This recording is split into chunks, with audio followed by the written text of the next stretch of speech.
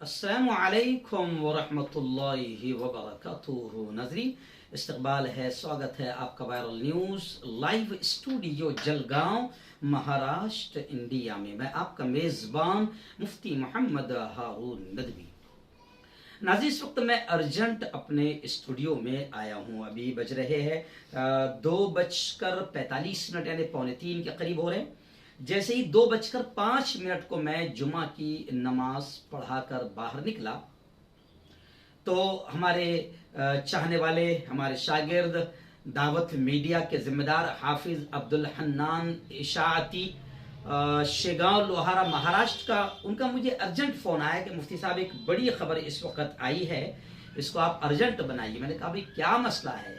कहा कि जो आज तक के बड़े मशहूर एंकर थे, आज तक टीवी चैनल के बड़े मशहूर एंकर, और आजकल एक शो चल रहा था दंगल, जिसमें काफ़ी उनका ज़बरदस्त दंगल रहा करता था, मशहूर एंकर रोहित सरदाना ये दुनिया में नहीं रहे। और उन्होंने मुझे बहुत सारी चीज़ें भेजी, ट्वीट भेजी और एक आज तक की लिंक भी भेजी, जिसको मेरा ख्याल 15-20 मिनट के अंदर तकरीबन 56,000 लोगों ने देखा, जिसमें बताया गया, और वो लिंक भी मैंने देखा।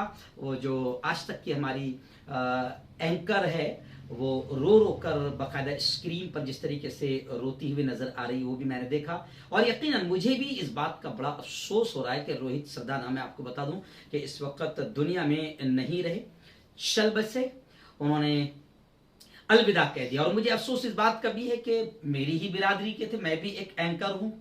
यह अलग बात है कि मैं छोटे से चैनल ही सही, लेकिन मैं इसका मालिक हूं, मैं किसी के हाथों में नहीं हूं और किसी की बोली नहीं बोलता हूं। लेकिन मेरी बिरादरी के वो थे रोहित सरदाना, इसलिए मुझे काफ़ी अफसोस हुआ है। खुदा ने उनको बड़ी सलाहियत दी थी, बड़ा अच्छा बोलते थे। उनका जैसी निधन हुआ, डॉक्टर कुमार विश्वास का इस वक्त मेरे सामने ट्वीट है, सुधीर चौधरी का ट्वीट है, और ऐसे ही संबित पात्रा का ट्वीट आया है, लोकमत वालों का ट्वीट मेरी निगाहों के सामने है। उन्होंने भी गहरे रंज, दुख और गम का इजहार किया। हम भी वायरल न्यूज़ लाइव की जानिब से एक उनके निधन पर दुख का इजहार करते हैं। लेकिन कहते कहावत है कि आदमी चला जाता है, इंसान तो चला जाता है, मगर अपने पीछे वो कुछ यादें छोड़ जाता है।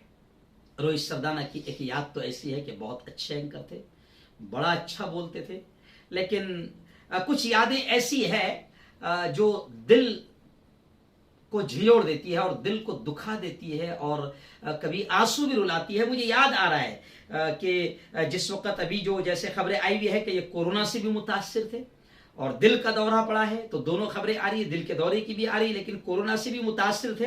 लेकिन मुझे याद आ रहा है कि ये वही रोहित सरदाना है जिन्होंने कोरोना को लेकर बहुत ज़बरदस्त अंदाज में मुसलमानों पर हमला किया था, मरकज़ पर हमला किया था, तबलीगी जमात पर हमला किया था, और यूँ समझिए कि मुसलमानों को निशाना बनाया था।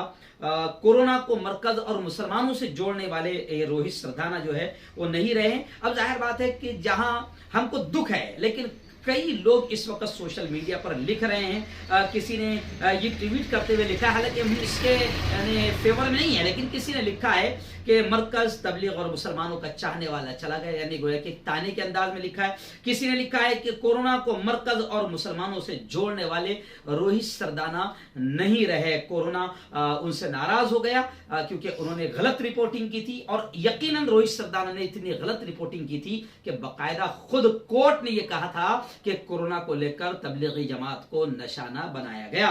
लेकिन रोहित सरदाना उस वक्त जिस अंदाज में जहर उगल रहे थे, वो आज भी मेरे कानों में है, और आज भी दिल और दिमाग में जब ये बातें आती है तो खून खौल जाता है, और लोग भी खौले हुए हैं। तो लोगों ने कहा कि इंसान तो चला जाता है मगर कुछ यादें बाकी रहती है। इन्होंने हमारा यूं समझिए कि जीते जी मजाक बनाने की कोशिश की थी रोहित सरदाना ने, और बाकायदा खबरें भी आ रही है, कुछ लोगों ने पोर्टल चैनल पर भी डाल दिया है कि आखिर रोहित सरदाना जो मुसलमानों से बड़ी मोहब्बत करते थे और तबलीगी जमात और मरकज़ से बड़ी मोहब्बत करते थे, और इस मोहब्बत में उन्होंने यूँ समझिए कि बदमाशी की सारी हदें पार कर दी थी। तो आखिर कोरोना पॉजिटिव होने के बाद इनका इलाज भी चल रहा था, वो चले गए। लेकिन उससे खतरनाक बात जो रोहित सरदाना की कभी भुलाई नहीं जा सकेगी, मुझे याद है कि 2017 में मैंने इनके खिलाफ बाकायदा न्यूज़ बनाया था। हज़रत आयशा, हमारी माँ, हजरत आयशा रदियल्लाहु ताला अन्हा, ऐसे ही हजरत फातिमा और हजरत मरियम के खिलाफ भी इन्होंने गुस्ताखी की थी। जी हाँ, तो ऐसे ही एक लोग अब गुस्से में लिख रहे हैं कि एक ऐसा टीवी एंकर जो गुस्ताख था उसकी मौत हो गई है, कोरोना पॉजिटिव होने से उनका इलाज चल रहा था। खैर, उनके ट्वीट आज भी मेरी सब निगाहों के सामने है। तो रोहित सरदाना तो चले गए हैं, हम दुख का इजहार करते हैं अपनी पूरी टीम की जानिब से, इस वजह से भी कि वो हमारी अपनी बिरादरी के थे, वो भी एंकर थे, मैं भी एंकर हूं। लेकिन फ़र्क यह है कि मैं एक छोटे से चैनल का मालिक हूं और मैं किसी के इशारे पर काम नहीं करता हूं, किसी के इशारे पर नहीं बोलता हूं, मैं मुल्क में नफरतें नहीं फैलाता हूं, मैं यूं समझिए कि किसी खास समाज को टारगेट नहीं करता हूं, किसी खास समाज को निशाना नहीं बनाता हूं। कोरोना को लेकर मैं किसी एक खास समाज को टारगेट करके बदनाम करने की कोशिश नहीं करता हूं। तो ये मुझे अफसोस तो हो रहा है उनके जाने का, लेकिन ये बातें उनकी याद रहेगी। लेकिन इन्हीं बातों के साथ साथ मैं ये कहूंगा कि देखो, कोरोना भी जवानों को लेकर जा रहा है।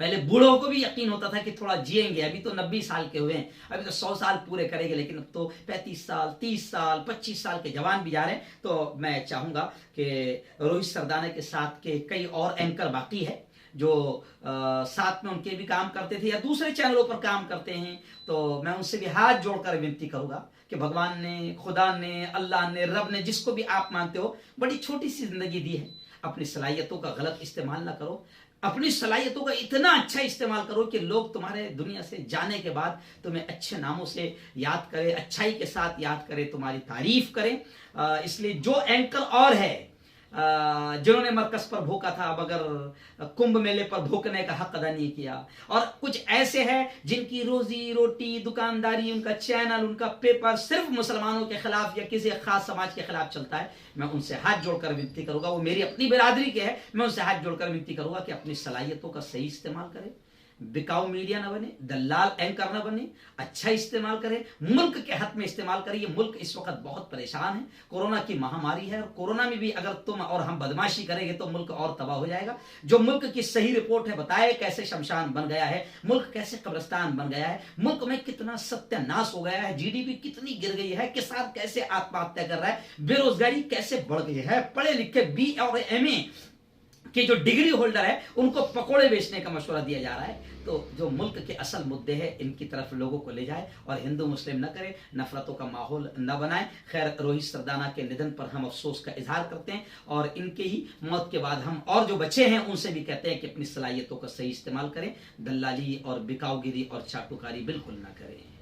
अगर हमारे वीडियोस आपको पसंद आ रहे हो तो लाइक, कमेंट और शेयर करें, और मजीद नई वीडियोस के लिए हमारे चैनल दावत मीडिया को सब्सक्राइब करें और बेल आइकन पर क्लिक करें।